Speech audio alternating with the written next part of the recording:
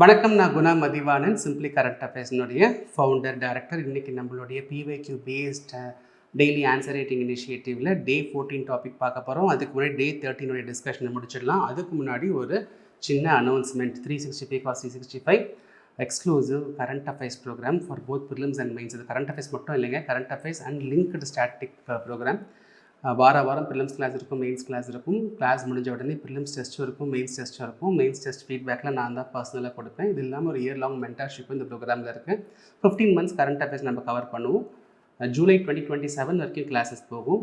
Batch 2 அதுதான் final batch. இந்த வருஷம் 365 ஃபைனல் பேட்ச் நாளைக்கு ஆரம்பிக்குது. ஸோ யாரெல்லாம் இன்ட்ரெஸ்டடோ நீங்கள் நம்மளுடைய வெப்சைட் வந்து விசிட் பண்ணி பார்க்கலாம். www.simplycurrentaffairs.com வந்து பார்க்கலாம். இல்லாட்டி நீங்கள் நம்மளுடைய லிங்க் டிஸ்கிரிப்ஷனில் கொடுத்துருப்போம், அதை கிளிக் பண்ணி இந்த இன்ஃபர்மேஷனை நீங்கள் பார்த்து தெரிஞ்சுக்கலாம். ரைட், இப்போ நம்ம டே 14க்கு முன்னாடி இந்த டே 13 டிஸ்கஷனை பார்த்துடலாம். இந்த வீடியோ யாராவது முதல் தடவையாக பார்க்குறீங்கன்னா நீங்களும் இந்த ஆன்சர் ரைட்டிங்கில் கலந்துக்கலாம். எப்படி கலந்துக்கிறதுங்கிறத நான் இன்ட்ரோடக்டரி வீடியோவில் கொடுத்துருக்கேன், அந்த பிளேலிஸ்டோடைய பிகினிங்கில் இருக்கும், பார்த்து நீங்கள் தெரிஞ்சுக்கோங்க. சரி, கொஷின் ரொம்பவே ஒரு ஈஸியான கொஷினில் நிறைய பேர் ரொம்ப நல்லா எழுதியிருந்தீங்க, ரொம்ப சந்தோஷம். Discuss the positive and negative effects of globalization on women in India. So எப்படி குளோபலைசேஷன் விமன் இன் இந்தியாவை பாசிட்டிவாகவும் நெகட்டிவாகவும் அஃபெக்ட் பண்ணுது அப்படிங்கிறது தான் கொஸ்டின். ஸோ இன்ட்ரோடக்ஷன்லேயே இது நீங்கள் லிங்க் பண்ணி எழுதிடணும். குளோபலைசேஷன் நிறைய ஆப்பர்ச்சுனிட்டி க்ரியேட் பண்ணியிருக்கு, விமனுக்கு நிறைய க்ரியேட் பண்ணியிருக்கு, அது பாசிட்டிவாகவும் இருக்குது, கொஞ்சம் நெகட்டிவாகவும் இருக்குது அப்படிங்கிற மாதிரி இன்ட்ரோடக்ஷன் கொடுங்க. அங்கேருந்து என்ன பாசிட்டிவ் இம்பேக்ட், என்ன நெகட்டிவ் இம்பேக்ட்டுங்கிறத எழுதுங்க. கன்க்ளூஷனில் இந்த குளோபலைசேஷனுங்கிறது நல்ல வகையான இம்பேக்டாக தான் இருக்கணும் அப்படின்னா விமனுக்கு அதுக்கு ஏற்ற மாதிரியான ஒரு பாலிசி சப்போர்ட் கவர்மெண்ட் கொண்டு வரணும். ஏன்னா குளோபலைசேஷனுங்கிறது நல்லதாகவும் இருக்கலாம், கெட்டதாகவும் இருக்கலாம். கெட்டதை தவிர்க்கணும், நல்லதை ஆம்ப்ளிஃபை பண்ணணும், அது கவர்மெண்ட்டால் மட்டும் தான் முடியும். இப்போ அதுக்கு சப்போர்ட்டிவான மெஷர்ஸ் நம்ம எடுத்து இதை பாசிட்டிவ் இம்பேக்ட் அதிகப்படுத்துறது தான் ரொம்பவே அவசியமான ஒரு விஷயமா இருக்கணும் அப்படிங்கிற மாதிரி நீங்கள் கன்க்ளூஷன் கொடுத்துடலாம். ஓகே, மாடல் ஆன்சர் கொடுத்துருக்கோம் பாருங்கள். இன்ட்ரொடக்ஷனில் குளோபலைசேஷன் பார்த்தீங்கன்னா விமனுக்கு நிறைய ஆப்பர்ச்சுனிட்டிஸ் க்ரியேட் பண்ணியிருக்கு, அதே சமயத்தில் சில சேலஞ்சஸையும் கொண்டு வந்திருக்கு. என்னென்ன பாசிட்டிவ் எஃபெக்ட்க்கு 4 பாயிண்ட், என்னென்ன நெகட்டிவ் எஃபெக்ட் அப்படிங்கிறதுக்கும் ஒரு 4 பாயிண்ட். ஃபைனலி நம்ம கன்க்ளூஷன், நான் சொன்ன மாதிரி ஒரு கன்க்ளூஷன் கொடுத்துட்றோம். ஓகே, ஸோ இன்றைக்கி பெஸ்ட் ஆன்சர்னு பார்த்தீங்கன்னா அபிலாவோட ஆன்சர் ரொம்பவே நல்லா இருந்துச்சு. நிறைய பேர் நல்லா எழுதியிருந்தீங்க. இன்னொரு ஸ்டூடெண்ட் கூட ரொம்ப நல்லா எழுதியிருந்தீங்கன்னா நிறைய கொச்சன்னு இருந்துச்சு. பட் அபிலாவுடைய கண்டென்ட் கொஞ்சம் நேச்சுரலாக இருந்துச்சு. அது இன்னொரு ஸ்டூடெண்ட்டை அவங்களது நல்லா இருந்தது, ரொம்ப புக்கிஷாகவும் ரொம்ப இன்டர்நெட்டிஷாகவும் இருந்துச்சு. இன்டர்நெட் கண்டென்ட் நிறையா இந்த மாதிரி இருந்தது. இவங்க அபிலாவோடது வந்துட்டு நேச்சுரலாக ஒரு ஆன்சர் மாதிரியே இருந்தது. மற்றவங்களும் நல்லா பண்ணியிருந்தீங்க, பட் ஸ்டில் அபிலாவுடைய ஆன்சர் ஏன் சரி பெஸ்ட்டாக சூஸ் பண்ணிடலான்னு முடிவு பண்ணினோன்னா, அவங்க ஒவ்வொரு பாயிண்ட்லேயுமே தேவையான நாட் ஆல் பாயிண்ட்ஸ், முக்கியமான பாயிண்ட்ஸில் எல்லாமே நல்ல எக்ஸாம்பிள்ஸ் கொடுத்துருக்காங்க. ஸோ அதுதான் ஒரு டிஃப்ரென்ஷியேட்டிங் ஃபேக்டராக இருந்துச்சு டு சூஸ் தி பேப்பர். இவங்க பார்த்தீங்கன்னா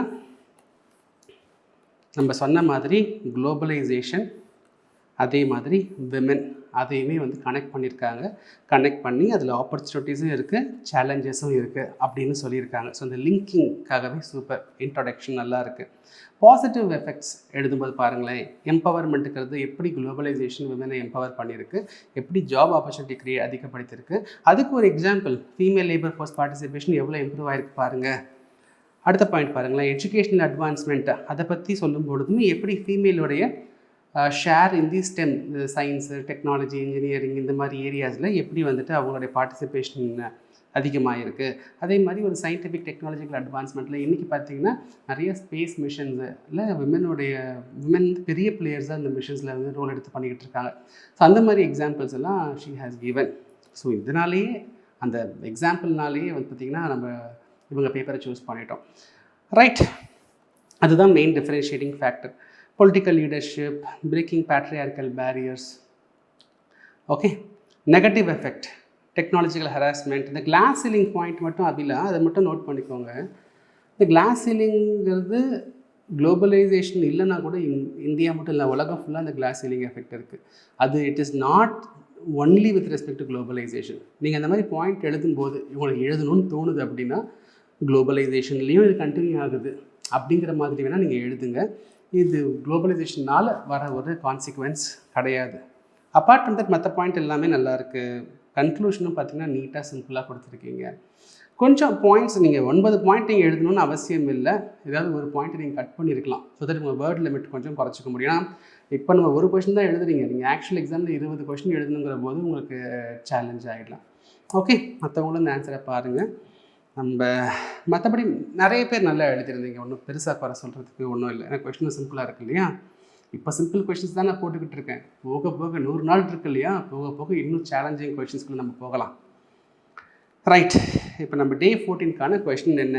elaborate the scope and significance of food processing industry in India. So as usual நான் கோரை டிஸ்கஸ் பண்ணிடுறேன். கோருங்கிறது இந்த food processing and its industries in இந்தியாங்கிறது தான் கோர் டாபிக். இந்த கோரை நம்ம ஃபஸ்ட்டு டிஸ்கஸ் பண்ணிடலாம். நோட்ஸ் பார்த்தீங்கன்னா நான் டிஸ்கிரிப்ஷனில் லிங்க் கொடுத்துருக்கேன், கிளிக் பண்ணி நீங்கள் டவுன்லோட் பண்ணிக்கோங்க. ஃபுட் ப்ராசஸிங்கிறது என்னங்க? அக்ரிகல்ச்சரல் அவுட்புட் இருக்குது, அதை ட்ரான்ஸ்ஃபார்ம் பண்ணுறோம், அதை ப்ராசஸ் பண்ணி வேறு ஒரு ஃபுட் ஐட்டமாக மாற்றுறோம், ஒரு சாப்பிட்ற ஃபுட் ஐட்டமாக மாற்றுறோம் இல்லையா?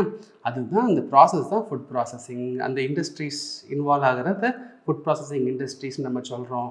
இந்த ஃபுட் ப்ராசஸிங், இந்த ப்ராசஸ் பண்ணுற மெத்தடோ டைப்பை பேஸ் பண்ணி நம்ம primary processing, secondary food processing, tertiary food processing நம்ம பிரிக்கிறோம். ப்ரைமரிங்கிறது ஒன்றும் இல்லைங்க, வயலில் இருந்து நம்ம நெல் நம்ம எடுக்கிறோம், அறுவடை பண்ணி அந்த நெல்லை நம்ம அரிசியை மாற்றி பாலிஷ் பண்ணி பேக்கேஜ் பண்ணுறோம்லையே, இதெல்லாம் ப்ரைமரி ப்ராசஸிங். அதை அரைச்சி பவுடராக மாவாக மாற்றுறதும் ப்ரைமரி ப்ராசஸிங் தான். செகண்டரி ப்ராசஸிங் சார், இப்போ இந்த மாவு இருக்குது, அது ப்ரெட்டாக மாற்றுறோம், பிஸ்கெட்டாக மாற்றுறோம், கேக்காக மாற்றுறோம். டெர்ஷரி ப்ராசஸிங்கிறது இன்னுமே ஒரு frozen food items, ultra processed food ஐட்டம்ஸ்லாம் டெர்ஷரி ப்ராசஸிங் நம்ம சொல்கிறோம். ரைட். ஸோ இந்தியாவில் பார்த்திங்கன்னா இந்த ஃபுட் ப்ராசஸிங்க்கு பெரிய ஆப்பர்ச்சுனிட்டி இருக்குங்க. இப்போது பெரிய ஆப்பர்ச்சுனிட்டிக்கு போகிறதுக்கு முன்னாடி அது எவ்வளோ கான்ட்ரிபியூட்டிங்காக இருக்குதுன்னு நான் சொல்கிறேன் பாருங்கள். கிட்டத்தட்ட மேனுஃபேக்சரிங் ஜிபிஏல கிட்டத்தட்ட ஒரு 7.9% ஆஃப் கான்ட்ரிபியூஷன் பார்த்தீங்கன்னா ஃபுட் ப்ராசஸிங்லேருந்து தான் வருது இந்தியாவுக்கு. எம்ப்ளாய்மெண்ட் ஆப்பர்ச்சுனிட்டி பார்த்தீங்கன்னா of all the manufacturing sectors contribute பண்ணுற எம்ப்ளாய்மெண்ட்டில் கிட்டத்தட்ட ஒரு 13% எம்ப்ளாய்மெண்ட் பார்த்தீங்கன்னா ஃபுட் ப்ராசஸிங் இண்டஸ்ட்ரீஸே ஜென்ரேட் பண்ணுது.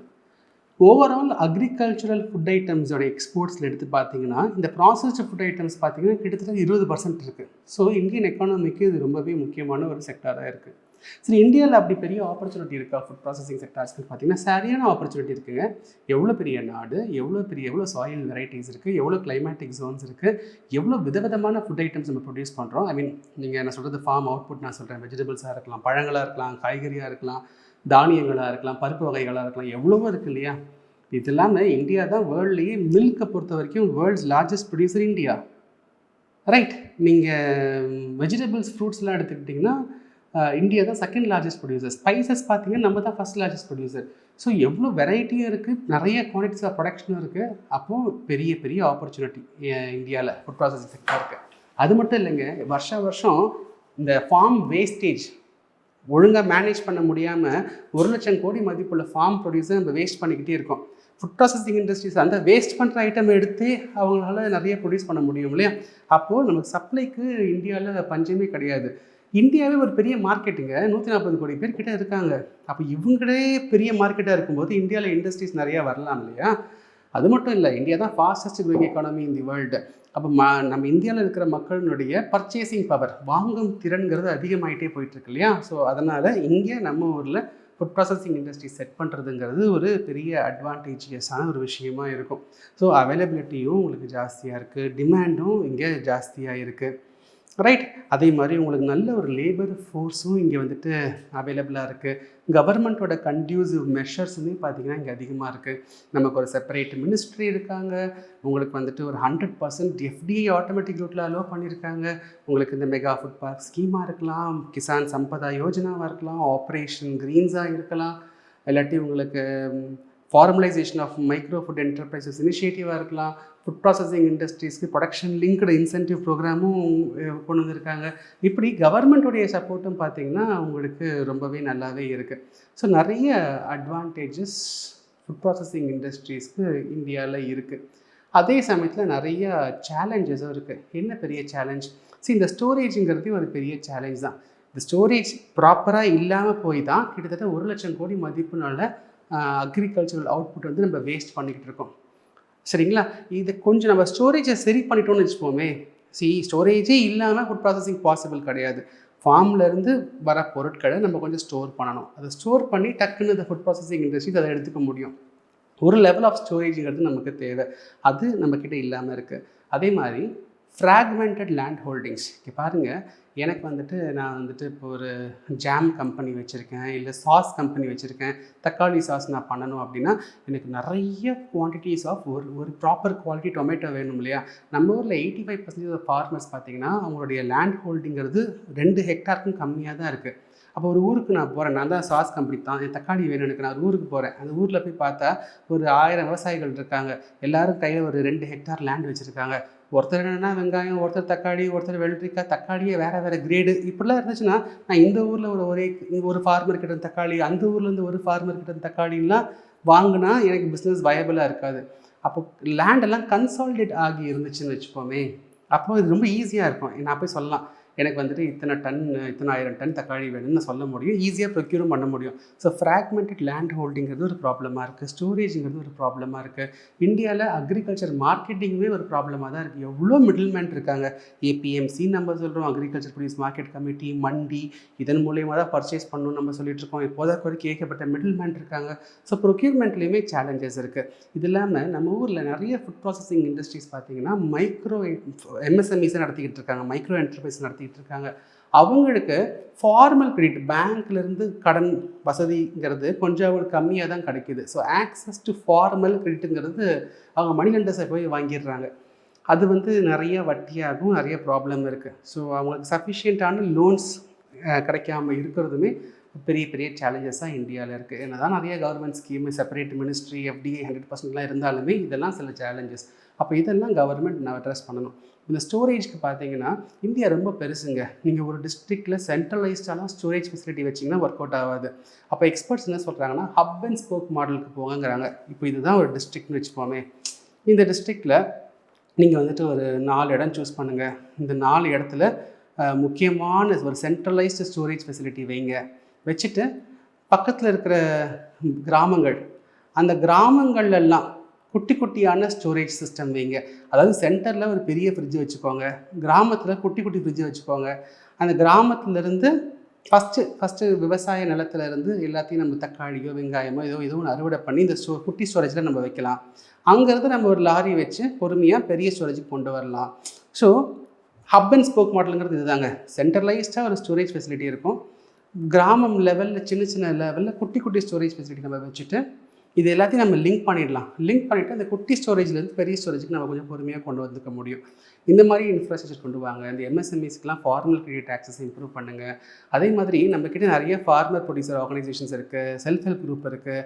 இவங்க எல்லாருக்குமே ஒரு பேசிக் ஸ்கில் ட்ரைனிங் கொடுத்து அவங்கள ஒரு ப்ரைமரி ப்ராசஸிங் இன்ஸ்டிடியூஷன்ஸாக மாற்றுங்க. ஏன்னா ஒரு தக்காளியை அப்படியே விற்கிறதுக்கு பதிலாக அதை நீங்கள் சாஸ் ஆக்கி நீங்கள் விற்றீங்கன்னா உங்களுக்கு நிறைய ப்ராஃபிட் கிடைக்கும். நம்மளுக்கு இது சிம்பிள் தானேங்க. அரிசியை அப்படியே விற்கிறதுக்கு பதிலாக மாவாக்கி விற்கும்போது நிறைய காசு பார்க்க முடியும் இல்லையா? ஸோ ஃபார்மர்ஸ்க்கு அது நல்ல இன்கமாக ஆகும் இல்லையா? ஸோ நம்ம இந்த FPO நெட்வொர்க், SHG நெட்வொர்க் நம்ம யூஸ் பண்ணிக்கலாம். அதே மாதிரி இன்ஃப்ராஸ்ட்ரக்சரை இம்ப்ரூவ் பண்ணுறதுங்கிறது ரொம்ப முக்கியம். அதே மாதிரி ஃபினான்ஷியல் அசிஸ்டன்ஸை என்ஷூர் பண்ணுறதுமே ரொம்ப ரொம்ப முக்கியம். இன்றைக்கி எவ்வளோ டெக்னாலஜிக்கல் அட்வான்ஸ்மெண்ட் இருக்குங்க. ஸோ இந்த என்டையர் மேனேஜ்மெண்ட் ப்ராசஸ் டெக்னாலஜியும் நம்ம வந்துட்டு யூஸ் பண்ணிக்கலாம், ரைட்? ஸோ இதெல்லாம் பண்ணும் பொழுது ஃபுட் ப்ராசஸிங் இண்டஸ்ட்ரீஸ் மூலிமா வர அந்த ரிட்டர்ன்ஸை மேக்ஸிமைஸ் பண்ண முடியும். அதே சமயத்தில் எக்காரணத்து கொண்டும் நம்ம ஃபுட் சேஃப்டியில் காம்ப்ரமைஸ் பண்ணிடக்கூடாது. ப்ராசஸ் பண்ணுறோங்கிற பேரில் நம்ம ஏகப்பட்ட கெமிக்கல்ஸ் அலோவ் பண்ணி ஃபுட் சேஃப்டியை அஃபெக்ட் பண்ணி நியூட்ரிஷ்னல் லோடை கம்மி பண்ணி இந்தியாவில் இருக்கிற நியூட்ரிஷ்னல் செக்யூரிட்டி கொஸ்டின் பண்ணுற மாதிரியான ஒரு அவுட்புட்லாம் வந்துடக்கூடாது. ஸோ இங்கே தான் கவர்மெண்ட்டோடைய ரோல் ரொம்ப ரொம்ப ரொம்ப முக்கியம். ஃபுட் ப்ராசஸிங்கையும் ஃபெசிலிட்டேட் பண்ணணும், ஃபுட் சேஃப்டியும் என்ஷூர் பண்ணணும். எப்படி இது வந்துட்டு ஃபார்மர்ஸுக்கும் ஒரு பெனிஃபிட் ஆக்கி எப்படி இதை வந்துட்டு நேஷனுக்கும் ஒரு பெனிஃபிட்டை நம்ம மாற்ற போகிறோம் அப்படிங்கிறது கவர்மெண்ட் கையில் தான் இருக்குது. ஸோ இதுதாங்க ஃபுட் ப்ராசஸிங் இண்டஸ்ட்ரீஸ் பற்றின இன்ஃபர்மேஷன். டீட்டெயில் நோட்ஸ் உங்களுக்கு டிஸ்கிரிப்ஷனில் இருக்கும், நீங்கள் டவுன்லோட் பண்ணிக்கோங்க. உங்களுக்கு இந்த டிஸ்கஷன் யூஸ்ஃபுல்லாக இருக்குன்னு நம்புகிறேன். நாளைக்கு 9 மணிக்குள்ளே ஆன்சர் எழுதி நீங்கள் இமெயில் பண்ணிடுங்க, ரைட்? உங்களை நான் அடுத்த வீடியோவில் பார்க்குறேன். என்ன ஃபீட்பேக்னாலும் கமெண்ட் செக்ஷனில் கொடுங்க. உங்கள் கமெண்ட்ஸ் தான் எங்களுடைய ரியல் மோட்டிவேஷன். உங்களை அடுத்த வீடியோவில் பார்ப்போம். அது வரைக்கும் பை ஃப்ரம் குணமதிவாணன்.